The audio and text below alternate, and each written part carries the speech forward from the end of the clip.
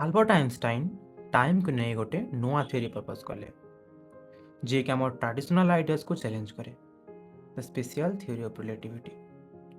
ଏହି ଥିଓରିରେ ସେ କହିଲେ କି ଟାଇମ୍ ସବୁବେଳେ ଗୋଟେ ଟାଇପ୍ରେ ନୁହେଁ କି ୟୁନିଭର୍ସାଲ ବି ନୁହେଁ, ତାର ବିହେଭିଅର ସ୍ପିଡ୍ ହିସାବରେ ଚେଞ୍ଜ ହେଇପାରେ। ଆଉ ସେ କହିଲେ କି ଯଦି ଆମେ ଲାଇଟ୍ର ସ୍ପିଡ୍ରେ ଯିବା ତ ଟାଇମ୍ ଆମ ପାଇଁ ଧୀରେ ହେଇଯିବ, ଆଉ ୟାକୁ ଆମେ ଟାଇମ୍ ଡାଇଲେସନ୍ ବୋଲି କହୁ। ଡାଇଲେସନ୍ ବି ଟାଇମ୍ର ଗୋଟେ ପ୍ରପର୍ଟିଜ୍, ମାନେ ଟାଇମ୍ର ଧୀରେ ହେବା। ଟୁଇନ୍ସ ପାରାଡକ୍ସ ଯାହାକି ଟାଇମ୍ର ଧୀରେ ହେବା ମାନେ ଟାଇମ୍ ଡାଇଲେସନ୍କୁ ବୁଝାଏ।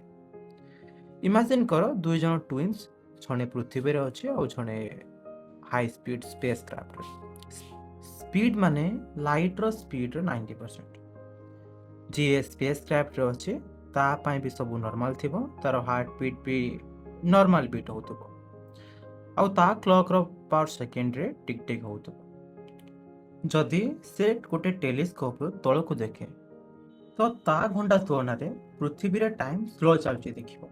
ଆଉ ୟା ମାନେ ଯଦି 5 ବର୍ଷ ପରେ ସେ ଆର୍ଥକୁ ଆସି ଦେଖିବ, ଆର୍ଥରେ ବେଶୀ ଟାଇମ୍ ହେଇଯାଇଥିବ ଏଜ୍ କମ୍ପେୟାର ଟୁ ସେ ଯେତିକି ଟାଇମ୍ ସ୍ପେସ୍ରେ ବିତି ଆସିଥିବ। ସିଧା ସିଧା ସ୍ପେସ୍ରେ 5 ବର୍ଷ, ଆର୍ଥରେ 5 ବର୍ଷରୁ ଅଧିକା, ଯାହା ଏକ୍ଜାକ୍ଟଲି ଭ୍ୟାଲ୍ୟୁ ଗ୍ରାଭିଟି ଉପରେ ଡିପେଣ୍ଡ କରେ। ଇଏ ହେଉଛି ଟାଇମ୍ ଡାଇଲେସନ୍। ଆଉ ଏଥିରୁ ଏଇଆ ଜାଣି ହୁଏ କି ଲାଇଟ୍ର ସ୍ପିଡ୍ କନଷ୍ଟାଣ୍ଟ, ଆଉ ଟାଇମ୍ ନିଜେ ନିଜେ ଆଡ଼ଜଷ୍ଟ ହୁଏ ଲାଇଟ୍ର ସ୍ପିଡ୍କୁ ମେଣ୍ଟେନ୍ କରିବା ପାଇଁ। ଏ ଥିଓରି ପରେ ଆଇନଷ୍ଟାଇନ ଆଉ ଗୋଟେ ଥିଓରିକୁ ପବ୍ଲିଶ କଲେ, ଜେନେରାଲ ଥିଓରି ଅଫ ରିଲେଟିଭିଟି। ଆଉ ଏ ଥିଓରି ଲାଇଟ୍ର ସ୍ପିଡ୍ ଛଡ଼ା ଆଉ ଗୋଟେ ଥିଓରିକୁ କନସିଡର କରେ, ସେ ହେଲା ଗ୍ରାଭିଟି, ମାନେ ଗୁରୁତ୍ୱାକର୍ଷଣ। ଆଇନଷ୍ଟାଇନ କହିଲେ କି ଗ୍ରାଭିଟି ଗୋଟେ ଫୋର୍ସ ନୁହେଁ କି ଯେ ସବୁ ଜିନିଷକୁ ତଳକୁ ଟାଣେ, ଏ ହେଉଛି ସ୍ପେସ୍ର ଡିଜର୍ଟ ଅର ବେଣ୍ଡ। ଗୋଟେ ଏକ୍ଜାମ୍ପଲରେ ବୁଝିବା, ଭାବ ଗୋଟେ ବଡ଼ କପଡ଼ାକୁ ଟାଇଟଲି ସବୁ ସାଇଡ୍ରୁ ଫିକ୍ସ କରାଯାଇଛି, ଆଉ ଗୋଟେ ଭାରି ବଲ୍କୁ ତା ଉପରେ ରଖାଯାଇଛି। ବଲ୍ ରଖିବା ପରେ କପଡ଼ାରେ ସେ ଯେଉଁ ଜାଗାରେ ଅଛି ବଲ୍ ତଳକୁ ବଙ୍କେଇଯିବ। ଆଉ ଯଦି ଗୋଟେ ଛୋଟ ବଲ୍ ନେଇ ତା ପାଖରେ ରଖାଯିବ, ମାନେ ଚଦର ଉପରେ ରଖାଯିବ, ଦେଖିବ କି ସେ ବଡ଼ ବଲ୍ ପାଖକୁ ପଳେଇବ। ଆଉ ଏହା ହିଁ ସିମ୍ପଲ ଶବ୍ଦରେ ଗ୍ରାଭିଟି। ଏବେ ୟାକୁ ଆମ ଆର୍ଥକୁ ନେଇକି ଭାବ।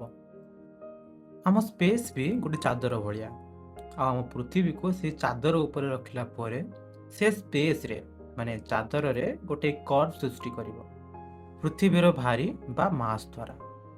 ଆଉ ଯଦି ଆମେ ଗୋଟେ ଛୋଟ ବଲ୍ ମାନେ ମୁନ୍କୁ ସେଇଠି ରଖିବା ସେ ଚାଦର ଉପରେ, ସେ ଆର୍ଥକୁ ଲାଗି ଆସିବ। ଆଉ ଆମେ ତାହା ଦେଖୁ କି ଯେ ମୁନ୍ ଆର୍ଥରୁ ଛୋଟ ଆଉ ସେ ଆର୍ଥକୁ ଲାଗିକି ଅଛି। ଆର୍ଥର ମୋସନ୍ ଆଉ ମାସ୍ ରେସ୍ପେକ୍ଟରେ ସେ ଗୋଟେ କନଷ୍ଟାଣ୍ଟ ଡିଷ୍ଟାନ୍ସରେ ଆର୍ଥ ଚାରିପଟେ ବୁଲୁଛି।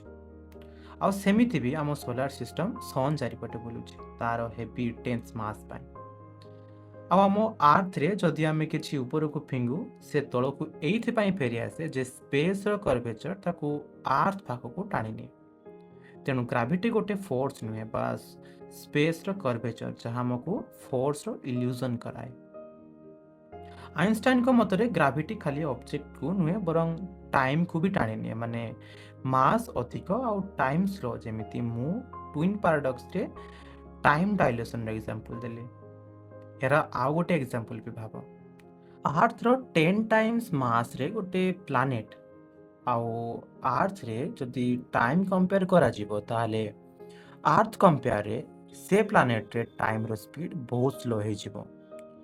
ଯେଉଁଠି ଆର୍ଥରେ ଗୋଟେ ବର୍ଷ ହେଇଥିବ ସେଇଠି ସେ ପ୍ଲାନେଟ୍ରେ 10 ମିନିଟ୍ ପାଖାପାଖି ହେଇଥିବ, ଯାହାକି ମ୍ୟାଥମେଟିକାଲି ପ୍ରମାଣ କରିହେବ। ଆଉ ତାହେଲେ ଯଦି ବ୍ଲାକ୍ ହୋଲ୍କୁ କମ୍ପେୟାର କରାଯିବ ତାହେଲେ ସେଠି ଟାଇମ୍ର ଭ୍ୟାଲ୍ୟୁ ପୁରା ସ୍ଲୋ ହେଇଯିବ, କାହିଁକି ନା ଆର୍ଥ କମ୍ପେୟାରରେ ବ୍ଲାକ୍ ହୋଲ୍ର ମାସ୍ ବହୁତ ଅଧିକା, ଯାହାକି କଳ୍ପନା କରିବା ବି ଅସମ୍ଭବ, ଆଉ ମାସ୍ ବି ବହୁତ ଅଧିକା। ତ ସ୍ପେସ୍ର କର୍ଭ ଅଧିକ, ମାନେ ଗ୍ରାଭିଟି ଅଧିକ, ଆଉ ଟାଇମ୍ ବି ସ୍ଲୋ। ଆଉ ଇଏ ହେଉଛି ଜେନେରାଲ ଥିଓରି ଅଫ ରିଲେଟିଭିଟିର କୋର୍ ଆଇଡ଼ିଆ, ଯାହା ଆମକୁ ଟାଇମ୍ର କନସେପ୍ଟ ଗ୍ରାଭିଟି ହିସାବରେ ଦିଏ। ଆଇନଷ୍ଟାଇନଙ୍କ ଏହି କନସେପ୍ଟରେ କହେ କି ଟାଇମ୍ ଗୋଟେ ଡାଇନାମିକ୍ ଅର୍ ଚେଞ୍ଜିଂ କ୍ୱାଣ୍ଟିଟି, ମାନେ ଟାଇମ୍ ଫିକ୍ସ ନୁହେଁ ବରଂ ଡିପେଣ୍ଡେଣ୍ଟ ଅଟେ ଗ୍ରାଭିଟି ଉପରେ। ଆଉ ଏମିତି ଭାବରେ ଟାଇମ୍ର concept general theory of relativity ଆଉ ସ୍ପେଶିଆଲ ଥିଓରି ଅଫ୍ ରିଲେଟିଭିଟି ଦେଇ ବୁଝି ହୁଏ। ତ ଇଏ ଥିଲା ଆଲବର୍ଟ ଆଇନଷ୍ଟାଇନଙ୍କ ଜେନେରାଲ ଥିଓରି ଅଫ୍ ରିଲେଟିଭିଟି ଆଉ ସ୍ପେଶିଆଲ ଥିଓରି ଅଫ୍ ରିଲେଟିଭିଟିର କନସେପ୍ଟ, ଯାହାକି କ୍ଲାସିକାଲ ମେକାନିକ୍ସର ଟାଇମ୍ କନସେପ୍ଟ ମାନେ ଟାଇମ୍ର ଏବସଲ୍ୟୁଟ୍ ହେବାର କନସେପ୍ଟକୁ ଚେଞ୍ଜ କରି ଟାଇମ୍ର ଡାଇନାମିକ୍ ରହିବା ମାନେ ଡିପେଣ୍ଡେବୁଲ୍ ଆଉ ଚେଞ୍ଜ ହେବା ଗୁଣକୁ ବୁଝେଇଲା। ଏତେ ପର୍ଯ୍ୟନ୍ତ ଆମେ ଟାଇମ୍ର କୋର୍ କନସେପ୍ଟ ମାନେ କ୍ଲାସିକାଲ ଫିଜିକ୍ସ ଆଉ ମଡ଼ର୍ଣ୍ଣ ଫିଜିକ୍ସର ମେନ୍ ଥିଓରିକୁ ଆମେ ବୁଝି ସାରିଛେ।